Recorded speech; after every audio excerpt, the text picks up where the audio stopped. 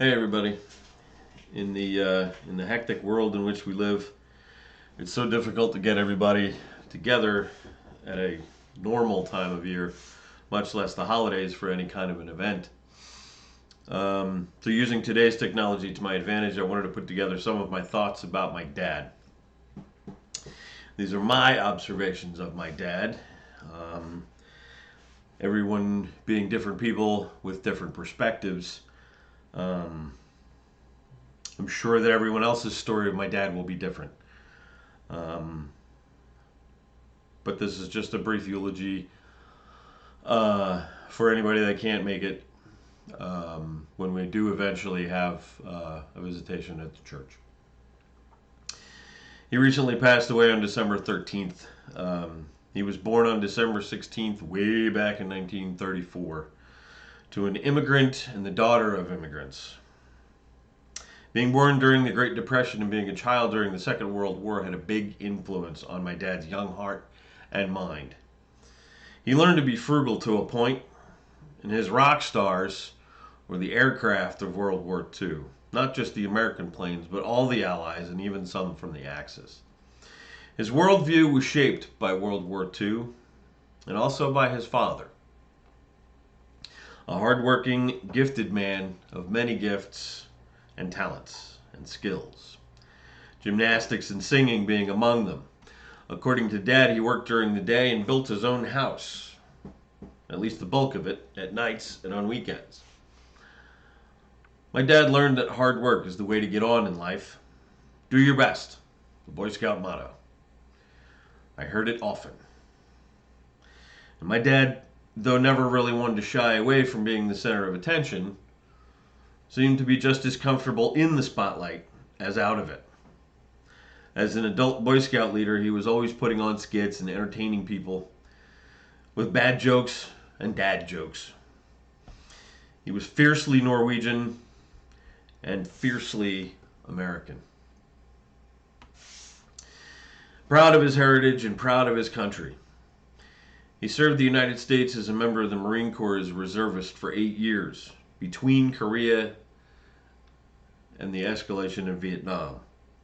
He spent most of his time working, in his words, with a steering wheel in my hands.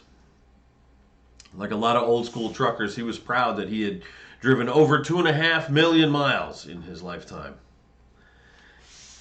He and my mom had my brother and sister early in their marriage, and that seemed like what was the perfect nuclear family. Or nuclear family. They were one of the first to purchase a house in Mystic Islands, New Jersey. It was a small 3-bedroom matchbox house.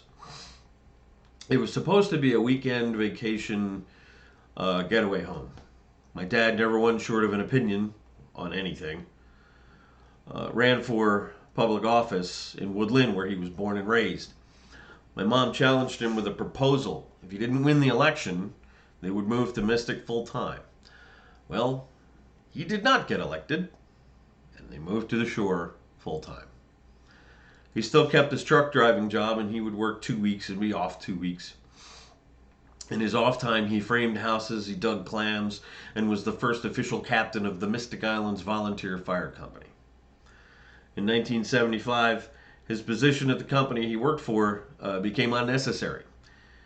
So he was faced with a decision: get laid off or accept a position in the company warehouse and manufacturing facility in Milwaukee. With a senior and a sophomore in high school and a 5-year-old, not having a job wasn't really an option. So off to Wisconsin we went. In 1981, my parents' marriage had disintegrated to the point of no return. My parents both had their issues, and I'm not going to put blame on one more than the other, because it takes two to tango. My mom and I moved to New Jersey since my brother and sister were adults and had lives of their own. My dad ended up marrying Marge, and by his account, she got him to quit drinking and smoking cigarettes. They were married until her passing in 1997. My dad never really got over it. I mentioned that my dad had an opinion or two. At a meeting after several years at the warehouse, the Muckety Mucks decided to implement some changes.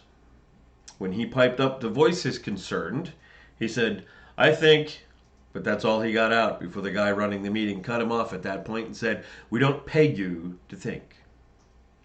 As you can imagine, that didn't sit well with Dad. Consequently, he left there and got a job at a local hardware store where he worked in customer service in the paint department. When that business relationship ended amicably, he went back to work driving, this time as a courier. Always working, always doing the best he could. He moved in with my first wife and me in 2006. He got a job as a courier, where he worked until he couldn't work anymore. That was the theme of his life, work. He showed my siblings and me that you work, you put in the effort. He taught us that second chances are precious and to make the most of them. Once his health deteriorated to the point where he couldn't manage his meds anymore, we found him a place where he could be with people his own age. He was not exactly one for change. In a lot of ways, he seemed always to be miffed that it wasn't 1953 anymore. So Cadbury Retirement Facility was a perfect fit. He made special friends with a nice lady, Beverly, and they spent a lot of time together and they laughed a lot. They enjoyed each other's company immensely. My dad lived his life like Frank Sinatra. He did everything my way. He ate what he wanted, he took his meds the way he wanted, and even when he became bedridden towards the end, he let the staff care for him how and when he wanted. He was sharp as a tack between the ears until he began to shut down. He made all of his own decisions right to the very end. He lived life on his terms. To some, that may seem kind of selfish, but to others, there's something to be respected in that. Nobody told my dad what to do. My dad was a huge personality, larger than life. He was strong, he was smart, and knew a lot about the things he knew about. I draw often on my dad's wisdom and his knowledge. My dad would revel in any gift or benefit, no matter how small.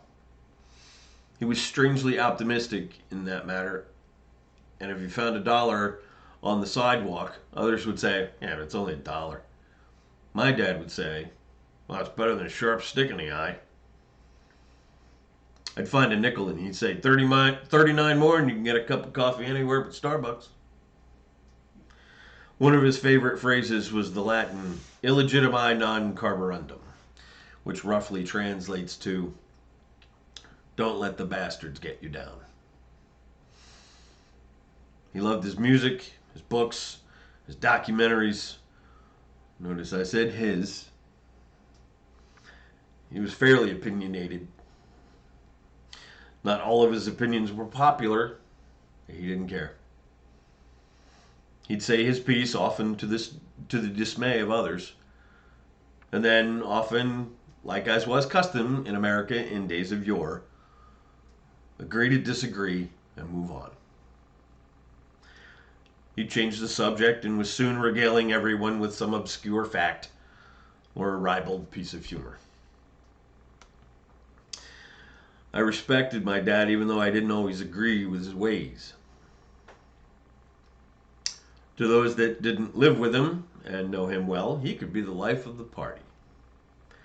To those of us that did know him well, his ups and downs, his personality quirks, he could be a real son of a gun.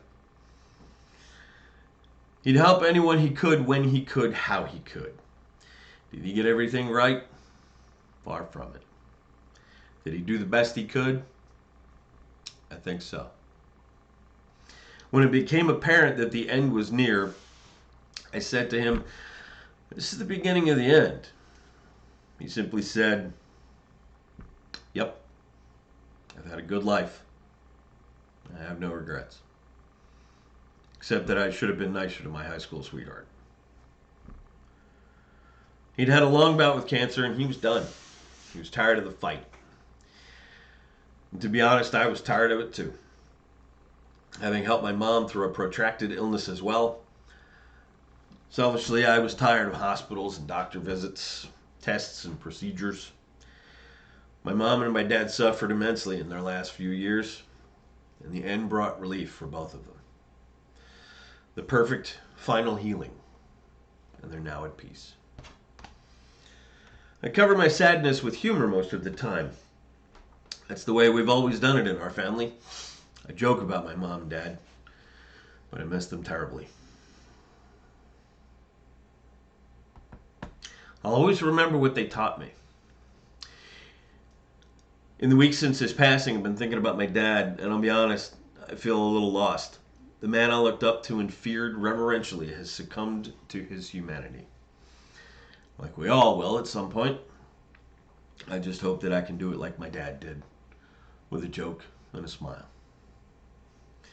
Helping people the best I can, getting up every time I fall, right up to the very end. I love my dad and I'll miss him. Leave a story or a memory in the comments if you'd like. I'm sure most people have an opinion of my dad, good or otherwise. I'd love to hear about some stuff maybe I know, maybe I don't. He's definitely going to be missed. We're going to have a visitation at my church, much like we did for my mom. And we'll let you all know when that's going to be once things settle down a little bit and we can get it organized. Thanks for listening, and God bless.